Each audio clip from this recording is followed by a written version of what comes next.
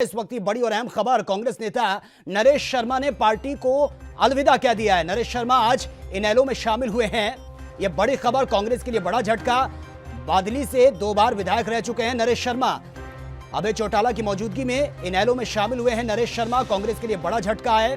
कांग्रेस नेता नरेश शर्मा ने पार्टी को छोड़ दिया है और अब वो इनेलो में शामिल हो चुके हैं। तो कांग्रेस के लिए बड़ा झटका यह माना जा रहा है। बादली से 2 बार विधायक रह चुके नरेश शर्मा, अपना इनका मजबूत जनाधार है, लेकिन उसके बाद जिस तरह से इन्होंने कांग्रेस को छोड़कर इनेलो में ये शामिल हुए हैं, कांग्रेस के लिए बड़ा झटका है। क्योंकि कांग्रेस में जिस तरह से मनमुटाव की स्थिति बनी है, अपनों को ही मनाने में कांग्रेस इतनी मजबूती से नजर नहीं आ रही है। बादली से 2 बार विधायक रह चुके हैं नरेश शर्मा, जिन्होंने कांग्रेस को छोड़ इनेलो का दामन थाम लिया है। और ज्यादा जानकारी के साथ विशेष संवाददाता विनीत कपूर इस वक्त फोन लाइन पर है। विनीत, कांग्रेस नेता नरेश शर्मा ने कांग्रेस को छोड़कर इनेलो का दामन थाम लिया है, फिलहाल क्या कुछ जानकारी है आपके पास? बिल्कुल, देखिए सीधे तौर पर अगर हम नरेश शर्मा की बात करें तो जो झज्जर की बादली विधानसभा सीट है उससे संबंधित है नरेश शर्मा, और 2005-2009 में 2 बार विधायक भी रहे हैं। लेकिन 2019 में कांग्रेस ने जैसे तत्कालीन अध्यक्ष अशोक तंवर को उनके पद से हटाया था, तो उसके बाद से ही कांग्रेस से नाराज चल रहे थे और कई बार बीजेपी के मंचों पर भी इनको देखा गया। लेकिन आज इन्होंने अभय चौटाला की अगुवाई में अब से कुछ देर पहले चंडीगढ़ के अंदर एनएलओ पार्टी ज्वाइन कर ली है। यहाँ पर इस ज्वाइनिंग के दौरान इन्होंने भूपेंद्र सिंह हुड्डा पर आरोप लगाए हैं कि भूपेंद्र सिंह हुड्डा जो है वो उनको नजरअंदाज कर रहे थे, और कहीं ना कहीं अब हरियाणा के अंदर कांग्रेस के अंदर केवल भूपेंद्र सिंह हुड्डा की चलती है और किसी की नहीं चलती। इस वजह से उन्होंने एनएलओ पार्टी ज्वाइन किया और आज वो काफी खुश भी नजर आते, सीधे तौर पर कह रहे थे कि आज उन्होंने जो पार्टी ज्वाइन की है, ये पार्टी कहीं ना कहीं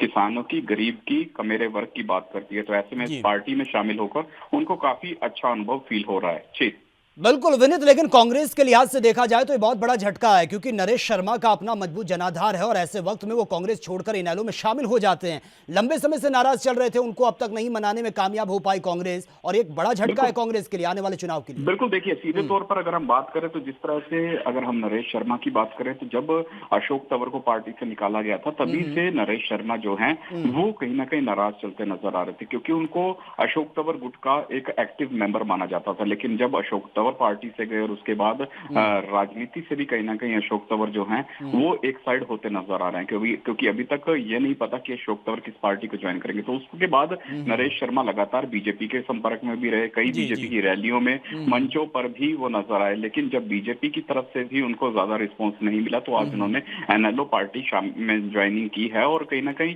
अच्छे संकेत है एनएलओ पार्टी के लिए भी, क्योंकि एनएलओ पार्टी भी इसी तरह के दिग्गज नेताओं की तलाश में है जो कहीं ना कहीं शुरुआत से ही पार्टी के लिए काम करे, पार्टी को प्रदेश में मजबूत करने का काम करे। और ऐसे में नरेश शर्मा के लिए भी एक अच्छा मौका है कि इस वक्त ज्यादा काम करें पार्टी के लिए, खुद को मजबूत साबित करें और एक अच्छा ओहदा लेने में कामयाब हासिल हो सके। जी विनीत, लेकिन जिस तरह से जो चुनाव है उसको लेकर कांग्रेस उतनी मजबूती से खड़ी नहीं हो पा रही है। मनमुटाव की स्थिति न सिर्फ हरियाणा में है बल्कि तमाम राज्यों में हम देखें तो यही बात सामने आती है कि जो दिग्गज हैं कांग्रेस के, उनको अपनी ही पार्टी में वो तवज्जो, वो इंपॉर्टेंस नहीं मिलता, जिस वजह से निराश होकर उन्हें पार्टी को छोड़ना पड़ता है। क्या इसके पीछे वजह मानी जा रही है कि अब जब ऊपरी स्तर पर ही तालमेल नहीं बैठ पा रहा है, तो फिर कैसे उम्मीद करें कि जमीनी स्तर के जो कार्यकर्ता हैं वो एकजुट होकर काम करेंगे? देखिए, कांग्रेस की अगर बात करें तो कांग्रेस के अंदर एक चीज प्रबल निकलकर सामने आती है, चाहे कोई भी प्रदेश हो, कि कांग्रेस के अंदर जो आपसी गुटबाजी है नेताओं की वो काफी प्रबल रहती है। अगर हरियाणा की बात करें तो हरियाणा में भी कांग्रेस के अंदर कई गुट बटे हुए हैं। रणदीप सिंह सुरजेवाला की बात करें, अलग डफली बजाते नजर आते हैं। किरण चौधरी की बात करें, अपनी अलग राग अलापती हैं। इसी तरह से अगर हम कुमारी शैलजा की बात करें, उनका अलग गुट है। भूपेंद्र सिंह हुड्डा का अलग गुट है। ऐसे में बहुत से गुट हैं जो अलग ही चलते हुए नजर आते हैं। तो इसी वजह से कांग्रेस जो है वो इतनी प्रबल नहीं हो पाती है, क्योंकि आपसी गुटबाजी का शिकार हो जाते हैं और आपस में ही लड़ते रहते हैं, जिस वजह से पार्टी इतनी मजबूत नहीं होती है। और इतना ही नहीं, अशोक तंवर के समय में तो गुटबाजी अपने चरम पर थी, इतना चरम हो नेतृत्व करने वाली टीमें हैं, उसका तक कहीं ना कहीं चयन नहीं हो पाया था कि किस तरह से पार्टी के पदाधिकारी नियुक्त करने हैं, कौन कहां की कमान संभालेगा। कार्यकर्ता नहीं हुए थे, बूथ मंडल पर अधिकारी नियुक्त नहीं हो पाए थे। तो ऐसे में बड़ी कमजोरी कांग्रेस की ये है। इस कांग्रेस की कमजोरी को दूर करने के लिए हालांकि लगातार मंथन भी हुए, बैठकें भी हुई, लेकिन इनके नतीजे निकलते नजर नहीं आ रहे। और जब तक कांग्रेस इस कमी को दूर नहीं करेगी तब तक कहीं ना कहीं ठीक है। चलिए विनीत, बहुत बहुत शुक्रिया फिलहाल आपका तमाम जानकारी के लिए। देश दुनिया की खबरों के लिए एएनबी न्यूज को सब्सक्राइब करें और बेल आइकन दबाएं।